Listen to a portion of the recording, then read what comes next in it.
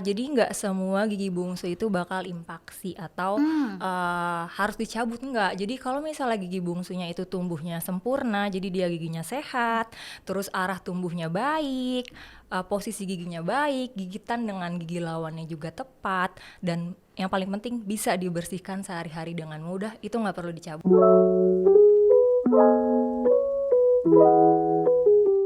Halo sahabat Orange, balik lagi di podcast Ask the Dentist by Orange Dental.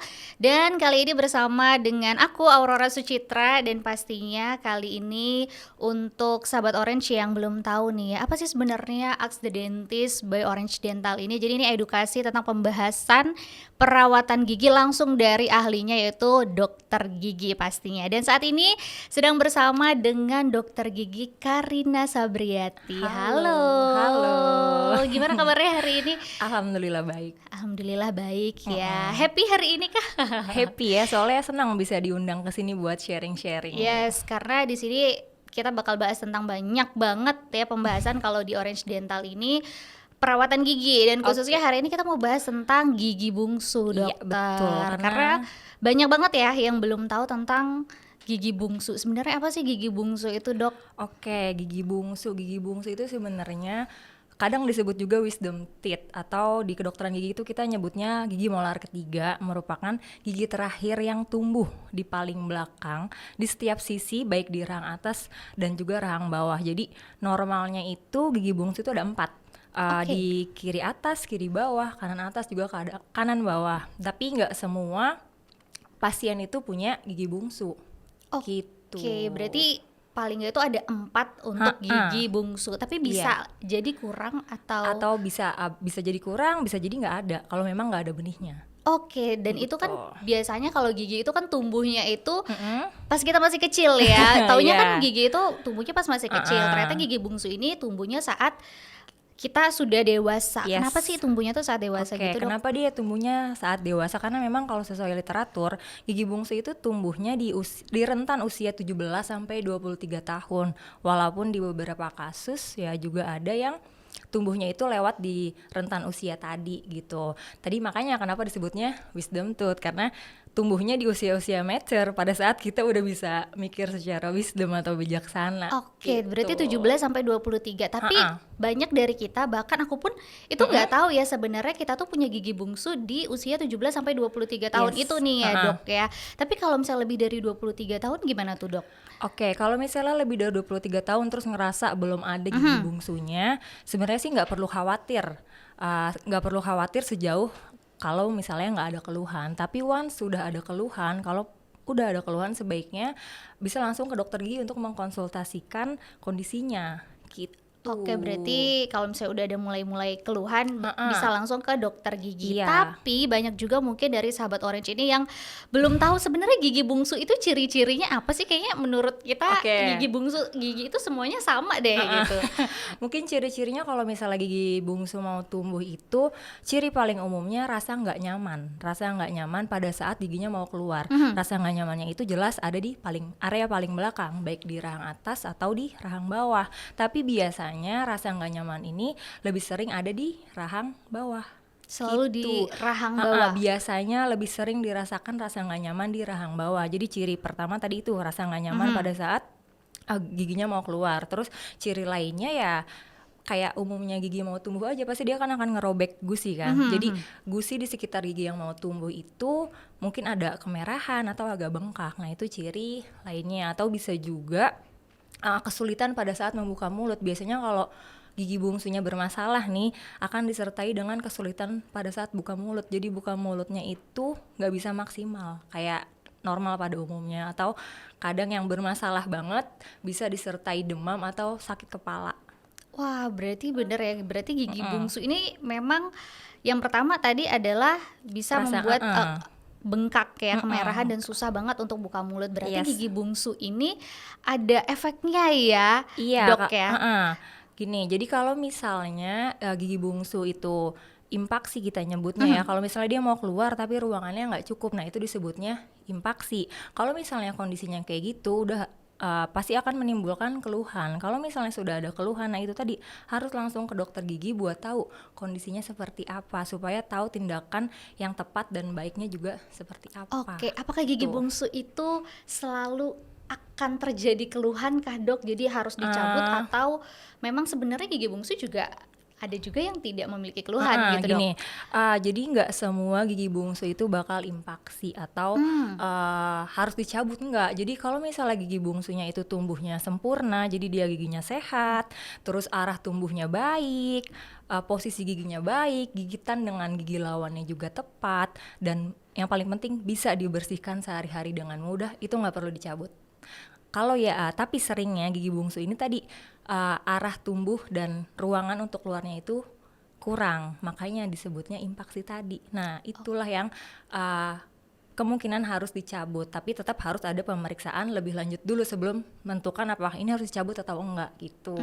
Baik, jadi untuk sahabat Orange yang ada di rumah nih harus waspada juga nih kalau misalnya udah ngerasa kayaknya giginya udah mulai Nggak nggak enak enakan gitu. gitu ya.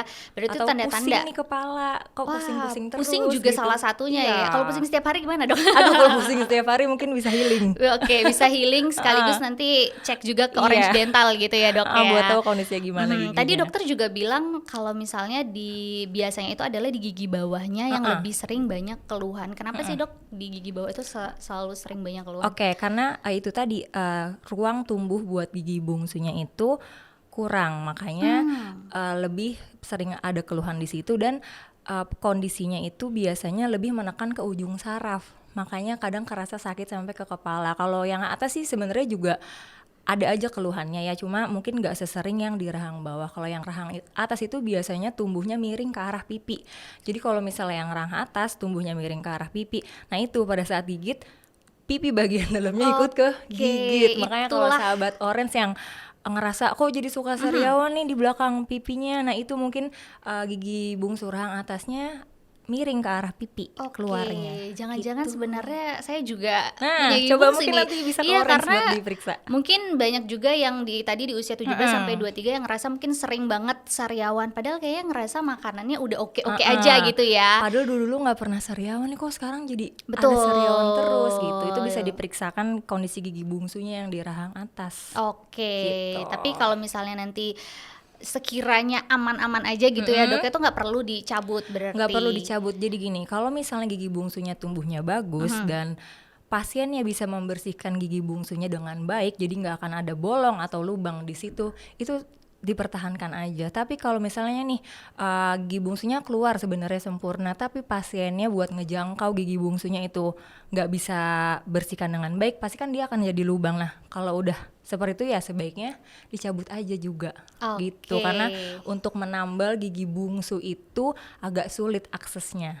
Aksesnya Karena kan dia di paling belakang, jadi bukaan mulutnya akan semakin kecil. Akses instrumen dokter giginya buat kesana juga sulit, jadi ya disarankan untuk dicabut aja. langsung dicabut. Nah, untuk proses pencabutannya itu apakah misalnya kita datang ke dokter terus ternyata Langsung nih ada mau gigi cabut bungsu, gitu. iya, kita tiba-tiba udah nggak tahan banget ya sama gigi yang kayak gini ya, mau cabut aja langsung gitu. Atau ada proses-prosesnya gitu dok? Jelas kalau misalnya mau cabut gigi itu kita ada beberapa penilaian dulu sebelum menentukan gigi itu harus dicabut atau enggak. Yang pertama, dilihat dulu nih secara klinis, penilaian klinis buat lihat status pasiennya. Jadi didengar dulu keluhan pasiennya apa, sejak kapan keluhannya ada, terus dilihat juga riwayat medis lengkap pasiennya, terus diperiksa dulu juga kondisi sekitar giginya seperti apa. Itu tadi penilaian yang pertama. Terus penilaian yang kedua itu ada penilaian radiologi atau fotoronsen. Nah, kalau gigi bungsu itu sangat diperlukan fotoronsen karena buat dilihat fotoronsen itu akan memberikan gambaran posisi gigi bungsunya itu seperti apa, anatomi di sekitar gigi bungsunya itu seperti apa, dan tulang yang mengelilingi gigi bungsunya. Jadi akan memudahkan dokter pada saat prosedur pencabutan. Jadi nggak langsung asal cabut aja, ada proses-prosesnya, berarti harus dirongsen dulu biar terlihat nih apakah giginya memang harus dicabut atau bagaimana proses-proses selanjutnya gitu ya. Oke, sama satu lagi lupa. Apa tuh? Penilaian resiko. Jadi buat tahu resiko yang mungkin akan terjadi setelah pencabutan gitu. Kalau resiko ini biasanya sih tergantung dari faktor pasiennya ya. Jadi kalau dari penelitian itu risiko pencabut gigi di usia lebih dari 25 tahun menunjukkan 1,5 kali kemungkinan adanya komplikasi, dan risiko ini akan bertambah seiring bertambahnya usia. Jadi sebaiknya kalau mau cabut gigi itu di usia kurang dari 25 tahun supaya resikonya minim dan pada saat proses penyembuhannya juga lebih cepat.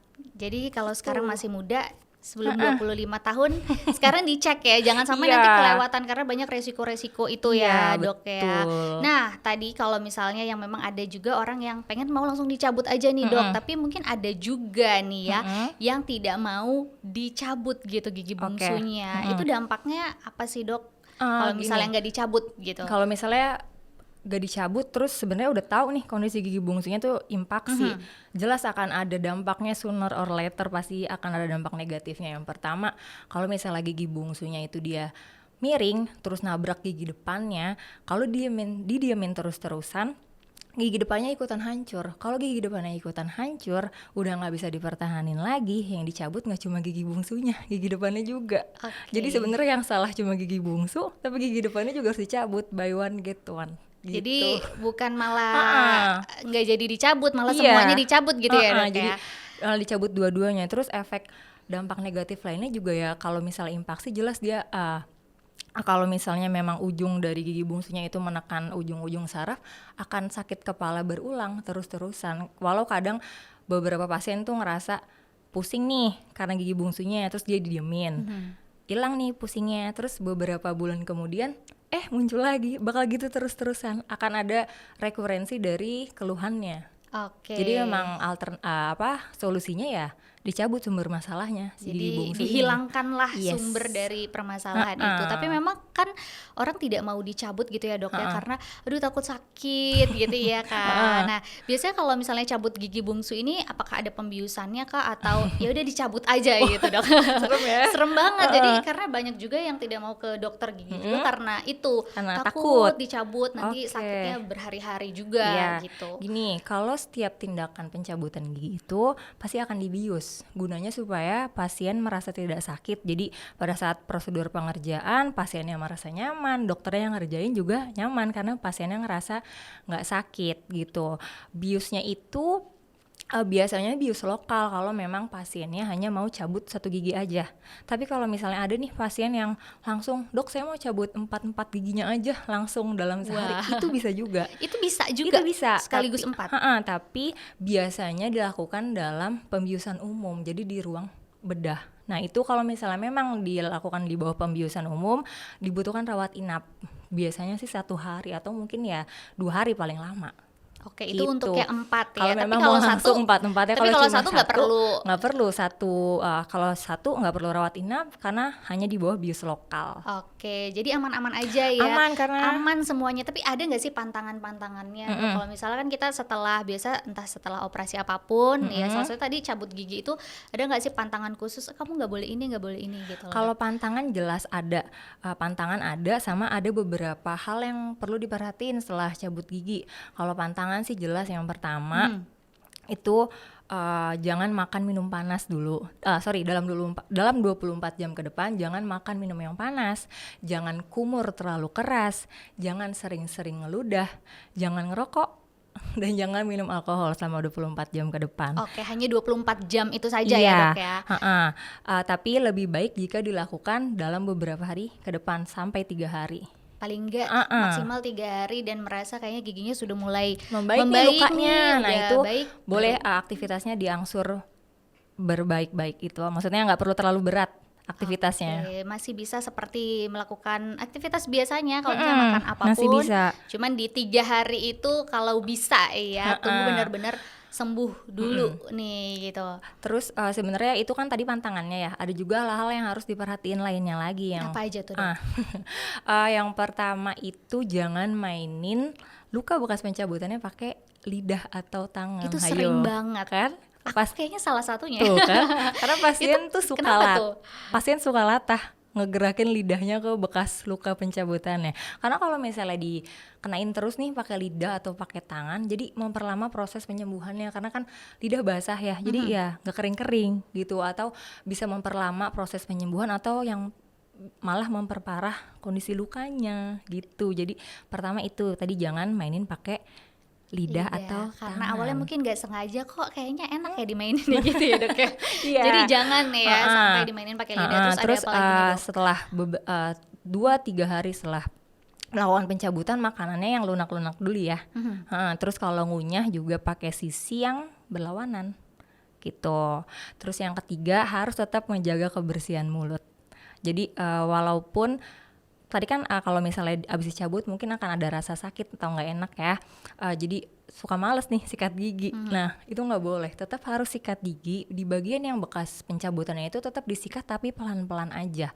Kalau misalnya emang nggak bisa banget nih sikat gigi, boleh selama beberapa hari kumur pakai cairan antiseptik atau pakai air hangat yang dikasih sejumput garam sampai lukanya membaik. Gitu. Terus jangan beraktivitas terlalu berat. Kayak gimana tuh aktivitas yang terlalu berat?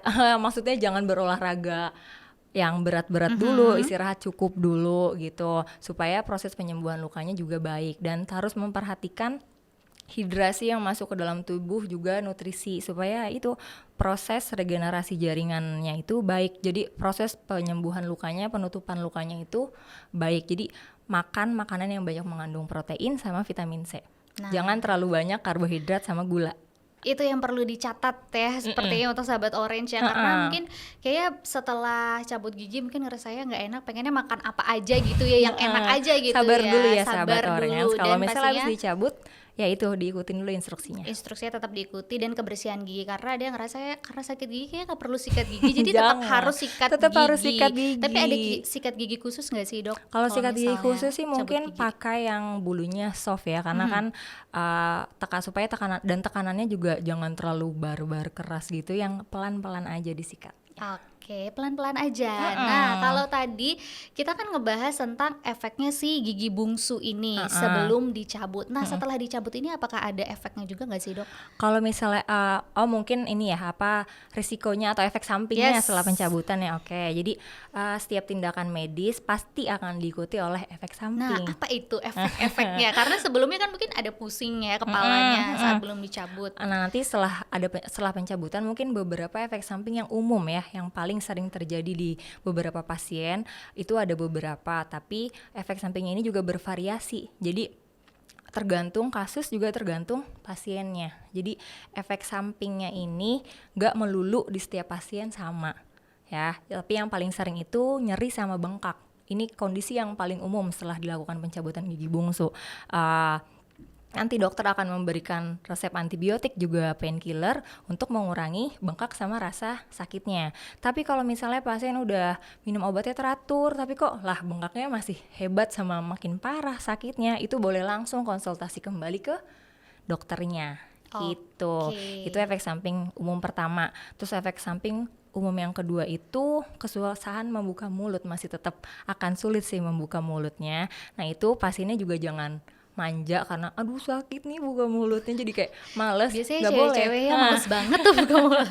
Itu nggak boleh. Itu sebaiknya setelah pencabutan tetap dilatih pembukaan mulutnya secara bertahap supaya dia balik normal. Jadi kalau sakit ya dilatih pelan-pelan buka mulutnya setiap hari sampai bukaan mulutnya itu maksimal kembali gitu. Terus kalau efek yang samping yang ketiga itu yang umum terjadi itu dry socket. Dry socket itu apa? Itu soket kering. Jadi setelah dicabut itu kan gigi akan meninggalkan rongga ya. Nah, di dalam rongga itu ada gumpalan darah. Kalau gumpalan darahnya terlepas, di dalam rongganya itu akan ada saraf. Nah, sarafnya jadi terekspos oleh udara atau sisa makanan. Nah, itu bakal kerasa sakit. Biasanya sih ini terjadi setelah 3-5 hari pasca pencabutan. Tandanya itu tiba-tiba nyerinya tajam banget dan ada bau nggak enak. Makanya tadi instruksi dari dokter giginya ya, seperti kumur pelan-pelan, jangan sering ngeludah, makan pakai sisi sebelahnya, itu gunanya supaya mencegah dry socket tadi, supaya gumpalan darah di dalam soketnya itu nggak keluar. Oke, itu dia ya untuk sahabat Orange, jangan sampai kayaknya melanggar sedikit gitu ya, boleh jadi, ya sedikit aja gitu ya. Jadi kalau selama instruksi yang diberikan dokter gigi diikuti dengan baik, akan minim resiko dan efek sampingnya. Oke, jadi Gitu. aman-aman aja buat yang mau cabut gigi. Kalau misalnya memang sudah dirongsen juga sama dokternya dan kayaknya merasa ini harus dicabut gitu ya karena banyak permasalahan, dicabut aja. Lebih baik segera dicabut. Oke, tapi ada juga yang memang tidak mesti dicabut ya. Ada juga yang memang bagus Kalau aja gigi pertumbuhannya gitu ya bungsunya dok ya. tubuhnya sempurna, sehat nih, nggak ada lubangnya, ya udah dipertahanin aja. Buat apa dicabut? Tapi banyak juga gitu. mungkin sahabat Orange yang ada di rumah nih ya, yang kayaknya masih ragu-ragu juga. Pasti banyak ya yang Iya, ragu. karena Aduh mau ke dokter gigi ragu banget nih gitu. biasanya karena takut ya. Takut yang tadi itu adalah sakit tadi atau efek-efek lainnya.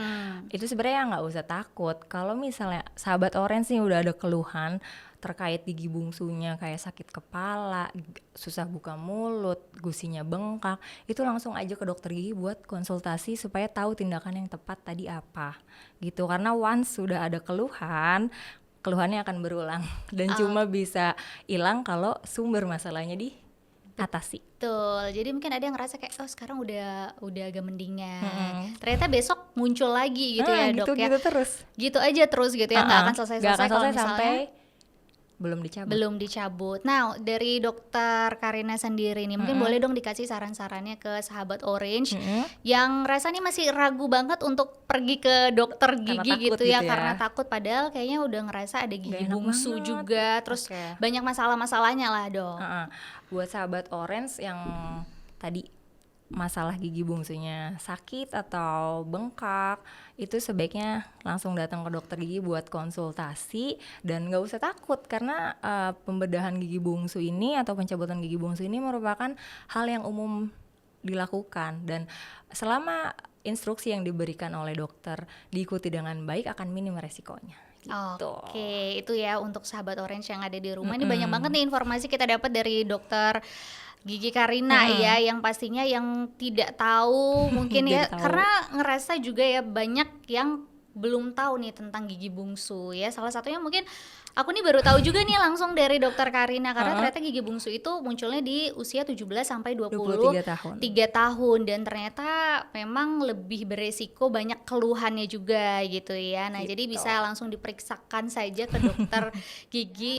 Jangan takut karena memang setiap permasalahan itu ada solusinya. Solusinya adalah pergi ke dokter gigi. Entah nanti dicabut kah atau mungkin nanti ternyata giginya bagus nih, pertumbuhannya bisa dilanjutkan aja mungkin dengan nanti ada. Jadi emang setiap kasus beda-beda, penanganannya tiap kasus juga beda-beda tergantung kondisi setiap pasiennya seperti apa. Iya, jadi kalau misalnya tidak konsultasi tidak akan tahu apa yang terjadi gitu ya dok. Bener ya. banget. Oke, terima kasih dokter Karina atas informasinya tentang tadi gigi bungsu ya. Banyak banget informasi yang kita dapatkan nih untuk sahabat Orange yang ada di rumah.